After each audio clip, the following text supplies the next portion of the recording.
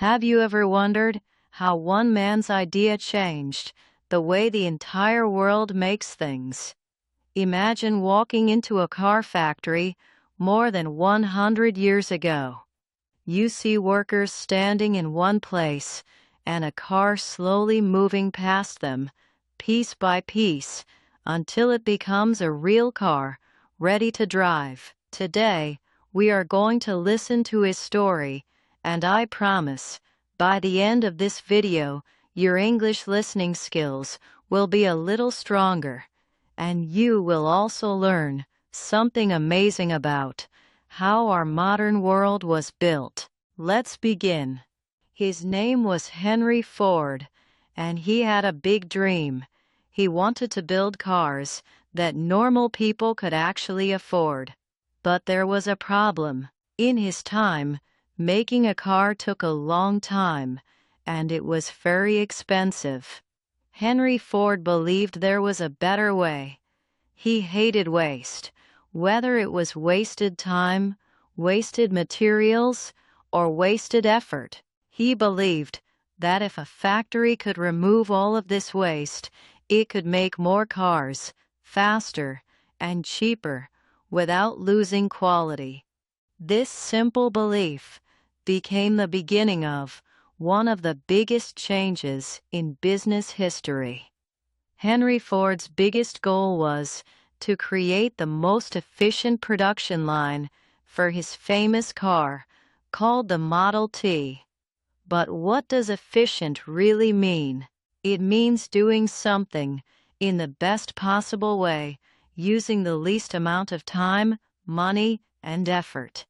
Ford did not just think about building a car. He thought about the entire journey, from the very beginning to the very end. He imagined the raw materials, like metal and rubber, entering the factory. Then, he imagined every single step needed to turn those simple materials into a real working car. And finally, he imagined a happy customer driving that brand new car down the road. This way of thinking was very different from other factory owners at that time. Most people only thought about the final product. But Henry Ford thought about the whole process, step by step, like a long chain. He believed that every link in this chain mattered. If one part of the process was slow or wasteful, it would affect everything else.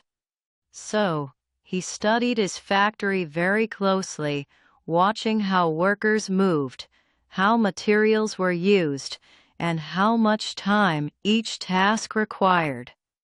He wanted to understand every small detail because he believed that small improvements could create huge results over time. Now, let's travel back in time together. The year was 1913, and the place was Michigan, in the United States of America. This is where Henry Ford did something that would change the world forever. He created what we now call a moving assembly line. Before this invention, workers would usually build one car completely, from start to finish, all by themselves, or in a small group. This process was slow and required a lot of skill from each worker. But Henry Ford changed everything with his new idea. In his new system, the car itself would move slowly through the factory. Instead of workers walking around the car, doing many different jobs, the car would come to the workers. Each worker had one specific job, and only one job. One person might add a wheel, another might add a door, and another might add an engine part. As the car moved down the line, piece by piece, it slowly became complete. This might sound simple today, but at that time, it was a revolutionary idea, and it completely transformed how factories worked not just in America, but eventually all around the world. You might be wondering, how did Henry Ford make sure this new system actually worked well? The answer is simple. He built his personal office on the second floor of the factory. From up there, he could look down and watch the entire assembly line from beginning to end. He could see every worker, every movement, and every part of the process all at the same time. This gave him a complete view of his factory, almost like watching a picture from above. But Henry Ford's ideas were not only about speed and machines. He also cared, in his own way, about his workers. One of his most famous decisions was to pay his workers good wages, higher than what many other factories were paying at that time. This decision surprised many people. Why would a businessman pay more money than necessary? But Henry Ford understood something important. Happy workers who were paid fairly worked harder, stayed longer, and made fewer mistakes. This was not just kindness, it was also smart business thinking. Alongside good wages, Henry Ford continued his mission of reducing waste everywhere in his factory. If a process used too many steps, he simplified it. If materials were being wasted, he found a better way to use them. This constant search for improvement, combined with his moving assembly line, made his factory incredibly productive, compared to almost any other factory in the world at that time. Because of all these powerful ideas, Henry Ford earned a very special title in the business world.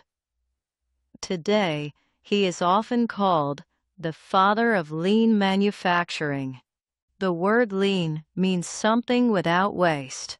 Henry Ford's thinking became the foundation for a whole new way of running factories and businesses, not just for making cars, but for making almost anything. Now, let's fast forward to today's modern world. If you look at the largest car manufacturer on our entire planet right now, you will find a company called Toyota.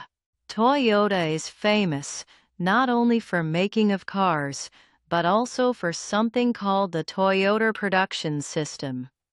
This system is well known around the world for being incredibly organized and successful. The Toyota Production System is actually based on the original ideas of Henry Ford. The ideas that one man developed in a factory in Michigan are still being used today. This shows us something truly powerful about good ideas. A great idea does not simply disappear after one generation. It can travel across countries, across cultures, and across many decades, continuing to influence people long after the original creator is gone. If you understood most of this story, congratulations, your English listening skills are improving every single day. If some parts felt difficult, don't worry at all. Try listening to this video again, maybe 2 or 3 times, and it will start to feel much easier. Keep practicing, keep listening. I will see you in the next video. Thank you so much for watching the video.